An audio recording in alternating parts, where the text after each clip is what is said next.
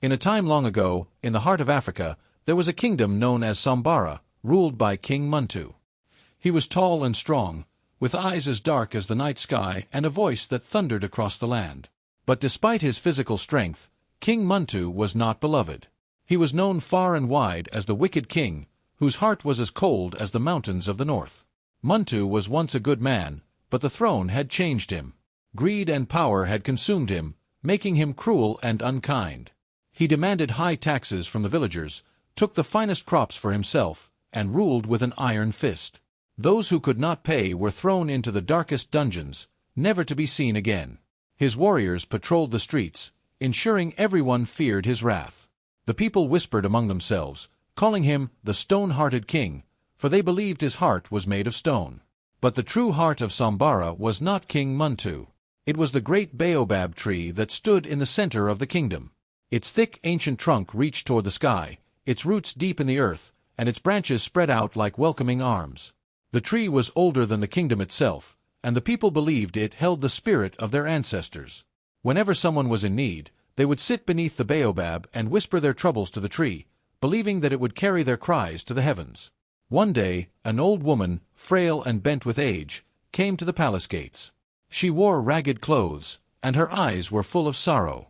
She begged to see the king, claiming she had a message for him. The guards laughed at her, for no one dared approach the wicked king without good reason. But the woman was persistent, and eventually, the king agreed to meet her. She was brought into the grand hall, her steps slow and deliberate as she walked toward the throne. King Muntu looked down upon her, his expression cold and unmoved. "What do you want, old woman?" he demanded. "Speak quickly, for my time is precious." The woman bowed her head and spoke in a voice that trembled with age but held the weight of wisdom. "Oh, great king, I bring you a message from the spirits of the land. The ancestors are troubled, for your heart has grown hard, and the people suffer under your rule." King Muntu scoffed. "The spirits? You dare come to me with such nonsense?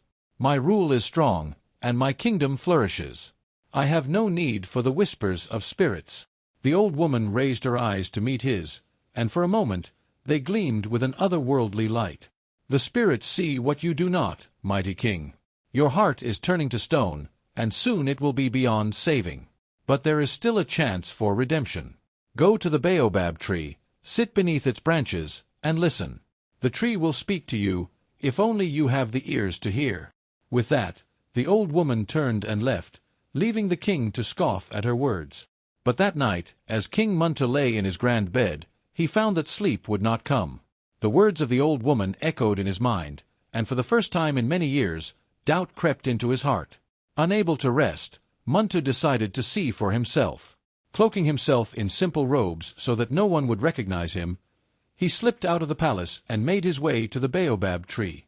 The night was dark, and the wind whispered through the leaves as he approached. He sat beneath the tree, his back against its rough bark, and closed his eyes. For a long time, there was only silence, save for the rustling of the wind. Muntu felt foolish, ready to rise and return to his palace when a soft voice, barely more than a breeze, spoke. "You have come at last, King Muntu." Startled, the king looked around, but there was no one there. The voice seemed to come from the tree itself. "Who speaks?" Muntu demanded, his voice shaking. "I am the spirit of the baobab, the guardian of this land," the voice whispered. "I have watched over Sambara for generations, long before you sat upon the throne. I know the hearts of all who dwell here, and I know your heart, Muntu. It was once good, but now it is as hard as stone." Muntu's heart pounded in his chest. "And what of it? I am king. I must be strong." "Strength is not cruelty," the tree replied. "The ancestors mourn for the man you once were. They sent the old woman to you, in hopes that you might remember the kindness that once lived in your heart." The king clenched his fists. "I have ruled as I must. The people need a strong hand." The tree was silent for a moment, and then it spoke again. "Look into the roots, Muntu. See what your strength has brought." The ground beneath the tree began to shift, and King Muntu saw the roots of the baobab rising from the earth. Beneath them lay the spirits of his people, their faces twisted in sorrow and pain. He saw mothers crying for their lost children, farmers weeping for their stolen crops, and prisoners languishing in the dungeons. Their suffering weighed heavily on his chest, like a great stone pressing down. "Is this the kingdom you wish to build?" the tree asked softly. "A kingdom of fear and sorrow?" Tears filled King Muntu's eyes, for the truth was laid bare before him. "No," he whispered, his voice breaking. I have lost my way." "Your heart can be healed, but only if you choose to change," the tree said gently. "Go to your people. Apologize for your cruelty. Rule with kindness and wisdom, and your heart will become flesh once more." King Muntu sat beneath the baobab until the first light of dawn crept over the horizon. As the sun rose, he felt a weight lift from his chest, and for the first time in years, his heart softened. The next day, King Muntu called for a great gathering in the village square.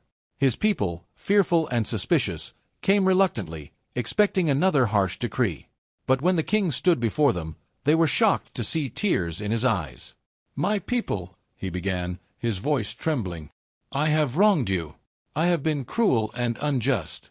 But I have seen the truth, and I wish to change. From this day forward, I will rule with kindness, fairness, and wisdom. I will listen to your needs and ensure that no one suffers under my hand again."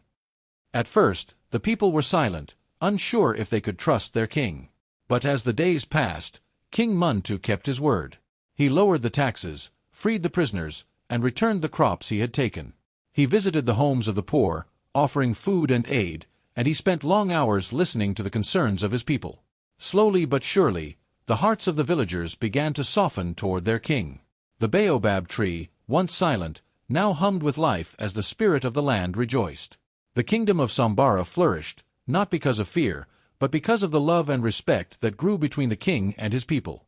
And so, the story of King Muntu, the once wicked king who became kind, was passed down through generations, a reminder that even the hardest heart can be softened if one is willing to listen to the whisper of the spirit.